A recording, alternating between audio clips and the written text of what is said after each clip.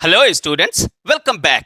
Preposition के बारे में एक बात तो कही जा सकती है, the more study the more confusion, no study no confusion. जी हाँ, प्रेपोजिशंस को आप जितना ही पढ़ेंगे ना उतना ही कंफ्यूज होते चले जाएंगे।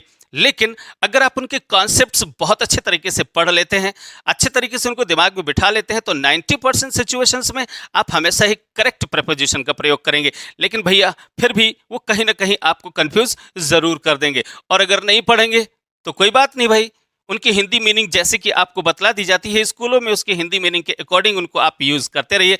लेकिन वहाँ पर कोई गारंटी नहीं कि आप उस प्रेपोजिशन का सही प्रयोग कर रहे हैं या नहीं कर रहे हैं। आज के इस वीडियो में मैं आपको एक ऐसे वर्ड के बारे में, वर्ड एक्चुअली वो वर्ब है डाई, और डाई के बाद अक्सर बच्चे लोगों को बस इतनी सी बात पता होती है कि डाई के बाद ऑफ लगा दिया जाता है। लेकिन नहीं, आज मैं 7 डिफरेंट कॉन्सेप्ट्स आपको बतलाने जा रहा हूं जहां पर आप डिफरेंट डिफरेंट प्रेपोजिशंस का प्रयोग करेंगे। तो चलिए शुरू करते हैं।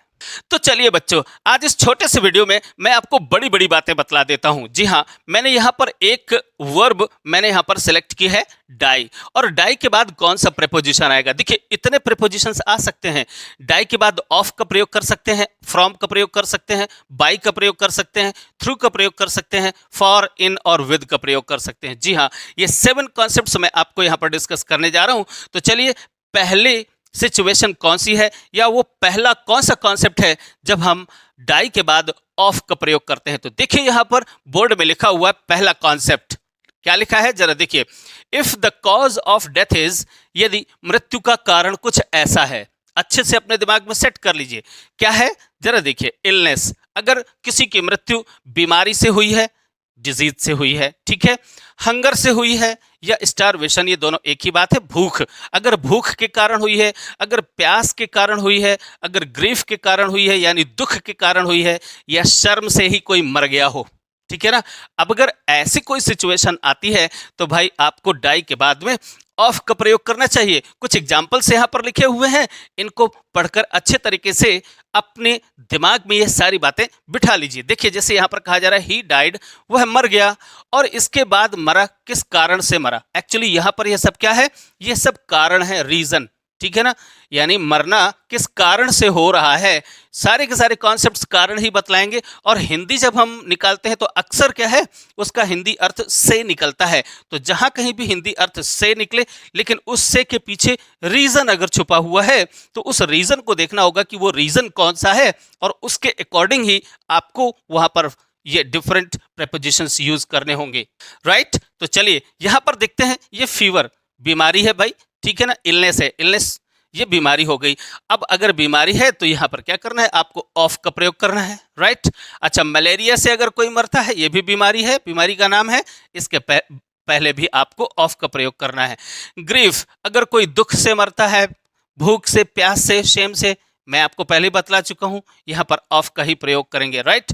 जैसे थाउजेंड्स ऑफ रिफ्यूजीज डाई, यानी हजारों शरणार्थी मर गए। कैसे मर गए, यहाँ पर स्टारवेशन, स्टारवेशन मीन्स भूख, भूखमरी, ठीक है ना। यहाँ पर भी आप ऑफ का प्रयोग करेंगे। ओके, तो पहला कॉन्सेप्ट है, बस याद करने वाली बात है, अपने दिमाग में रखने वाली बात है कि अगर कहीं पर मरने का रीजन कुछ ऐसा हो, इलनेस हो, बीमारी हो, भूख प्यास हो, ठीक है, दुख हो, शेम हो, तो इस तरह की सिचुएशंस जहां कहीं भी आए तो वहां पर डाई के बाद आप ऑफ का प्रयोग करेंगे, राइट। तो ये पहली सिचुएशन हो गई। दूसरी सिचुएशन देखिए जरा, if the cause of death is, यदि मृत्यु का कारण है कुछ ऐसा। देखिए अगर कोई वंड से, वंड मीन्स होता है घाव, अगर किसी को कोई घाव लग गया, उस घाव के कारण अगर कोई मरता है, यह भी देखिए यहां पर भी रीजन ही है। ओवर ईटिंग, अगर अधिक खाना खा लेने के कारण अगर कोई मरता है। ओवर ड्रिंकिंग, ओवर ड्रिंकिंग से तो बहुत सारे लोग मरते हैं लेकिन सुधरते वो तब भी नहीं है, यानी अधिक पीने से, शराब अधिक पीने का की बात यहां पर की जा रही है। अगर ओवर ड्रिंकिंग से कोई मरे, या फिर फूड पॉइजनिंग से कोई मरता है, ठीक है ना, तो प्रेपोजिशन कौन सा आएगा, फ्रॉम आएगा। देखिए एग्जांपल्स यहाँ पर, ही डाइड, वह मर गया। अब देखिए यहाँ पर क्या है, वुंड, घाव के कारण। किसी व्यक्ति को है, अगर उसको कोई घाव लग जाता है और वो घाव धीरे धीरे धीरे धीरे, टाइम टेकिंग प्रोसेस होता है, धीरे धीरे धीरे धीरे धीरे धीरे अगर वो घाव बढ़ता चला जाता है, इन्फेक्शन अधिक हो जाता है, उस कारण से अगर कोई मर जाता है, तो वहां पर आपको फ्रॉम का प्रयोग करना चाहिए। क्या, फ्रॉम, राइट। ओके, जैसे a number of people die, ढेर सारे लोग मरते हैं, किस कारण से मरते हैं जरा देखिए यहाँ पर कारण क्या है, ओवर ड्रिंकिंग एवरी ईयर, माने हर साल ओवर ड्रिंकिंग के कारण, अधिक शराब पी लेने के कारण हर साल लोग मरते हैं। तो यहाँ पर भी आपको क्या करना चाहिए, फ्रॉम का प्रयोग करना चाहिए। आई थिंक ये दोनों बातें आपको अच्छे से समझ में आ गई होंगी। चलिए अब हम देखते हैं कि डाई के बाद बाई का प्रयोग हम कब करते हैं। तो भाई बच्चा लोगों, मरने के बहुत सारे कारण हो सकते हैं। अब मैं सारे कारण तो नहीं आपको गिनाऊंगा, लेकिन यहां पर मैं कुछ 7 या 8 बड़े ही कॉमन रीजंस आपको बतला रहा हूं, या तरीके बतला रहा हूं जिन कारणों से या जिन तरीकों से आदमी मर सकता है। तो चलिए जरा यहां पर देखिए कि तीसरा रीजन या तीसरा तरीका क्या है। If the cause of death is, यदि किसी के मरने का कारण कुछ ऐसा है, कैसा भाई, one's own hand. One's own hand का मतलब खुद अपने ही हाथों से अगर कोई मरा है, ठीक है ना, यानी कि मरने का कारण वो खुद ही है, अगर उसी को हम कहते हैं सुसाइड, ठीक है ना।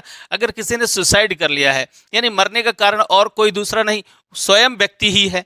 या फिर वायलेंस मीन्स हिंसा, अगर हिंसा की गई है, तो हिंसा के कारण अगर कोई मरा है तो वहां पर हम किस प्रीपोजिशन का प्रयोग करेंगे, याद रखेंगे आप, बाई का प्रयोग करेंगे। देखिए जरा यहाँ पर एग्जाम्पल्स लिखे हुए हैं। सी डाइड, वह मर गई, लीजिए मैंने पहले ही लिख दिया कि बाई।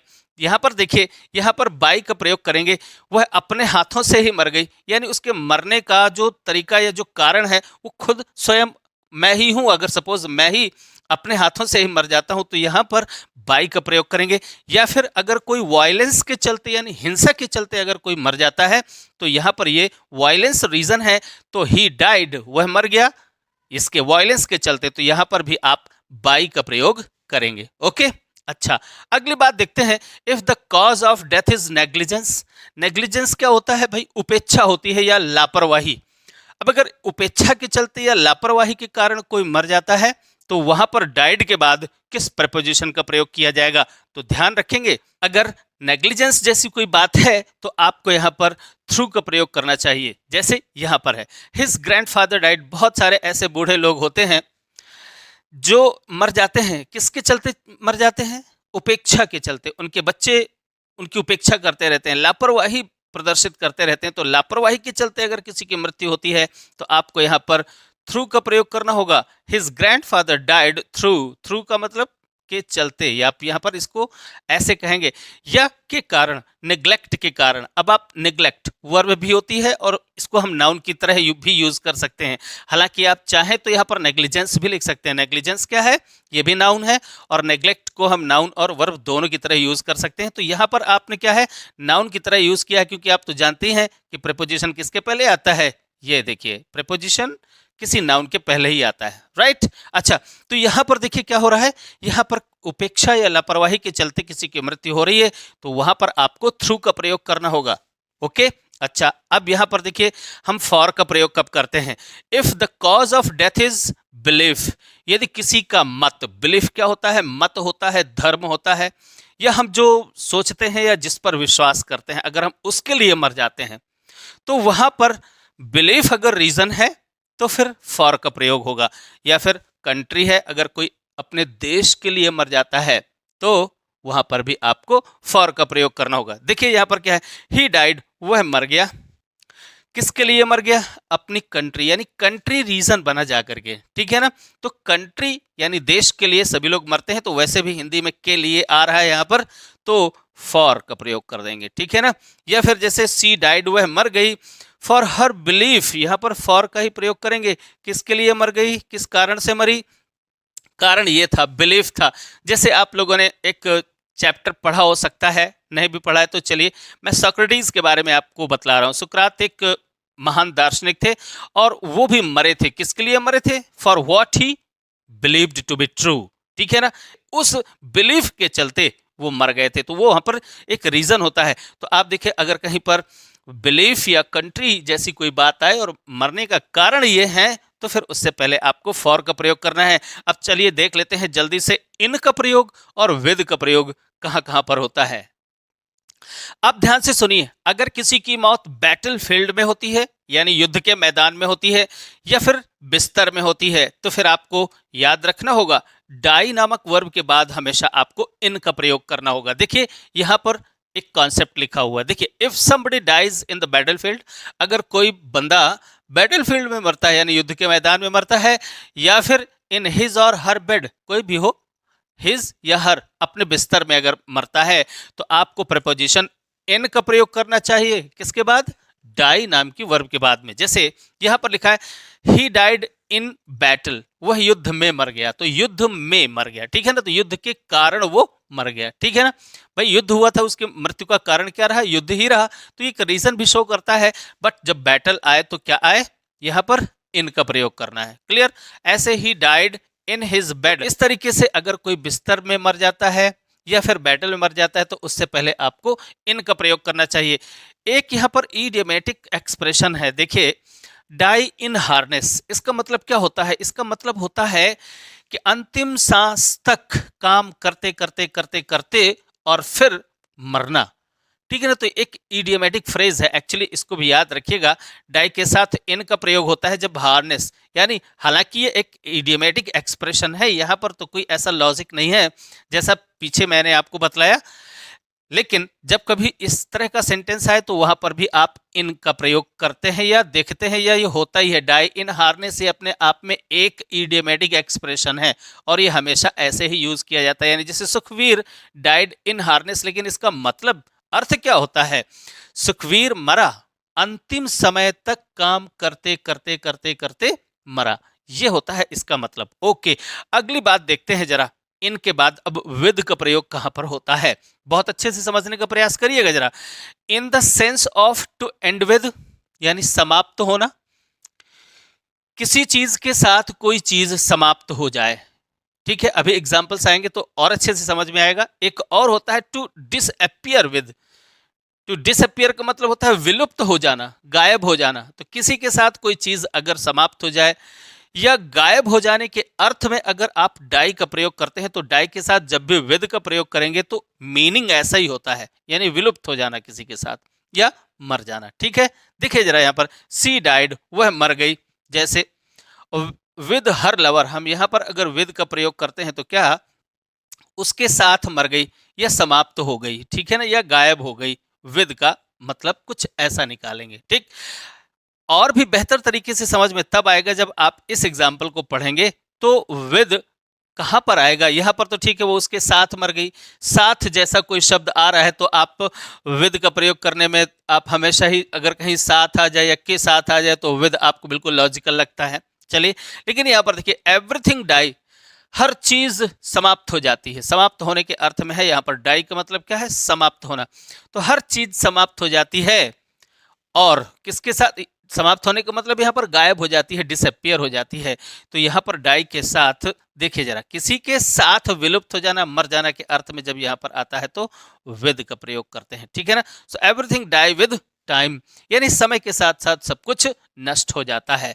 अब चलते चलते मैं आपको एक दो बातें ऐसे ही ओरली, या फिर चलिए मैं आपको लिख करके ही बतला देता हूं। जैसे कहा जाए व्हाट इज द रीजन, एक आ सकता है व्हाट इज द रीजन, ऐसा हो सकता है, और एक बात ऐसी हो सकती है व्हाट इज द कॉज,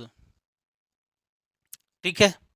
तो अच्छे से सुनिए, जब कभी रीजन आ जाए तो रीजन फॉर होता है, रीजन फॉर हिज मर्डर, ठीक है ना। अगर हम यहाँ पर एक सेंटेंस ऐसा लिख देते हैं what is the reason for his murder, तो रीजन के बाद हमेशा फॉर का प्रयोग करते हैं, और कॉज के बाद ऑफ का प्रयोग करेंगे, कॉज ऑफ हिज मर्डर। देखिए ध्यान दीजिए, इन दोनों में सेंटेंसेस में कोई डिफरेंस नहीं है, बस मात्र इतना डिफरेंस है कि कॉज अगर आता है तो कॉज के बाद आपको ऑफ का प्रयोग करना चाहिए, और अगर रीजन आता है तो रीजन के बाद आपको फॉर का प्रयोग करना चाहिए। तो ये एक छोटा सा वीडियो था आपके लिए, और जिसमें बड़े ही इंपॉर्टेंट बातें थी। इन सभी बातों को आप हमेशा ही याद रखेंगे आशा करता हूं, और अगर ये सब चीजें आप याद रखेंगे तो किसी भी एग्जाम में इस तरीके के सेंटेंसेस बहुत ही कॉमन है, किसी भी कॉम्पिटिटिव एग्जाम में हो या फिर किसी बोर्ड एग्जाम में, ये सारे के सारे क्वेश्चंस बड़े कॉमन है और पूछे जाते हैं।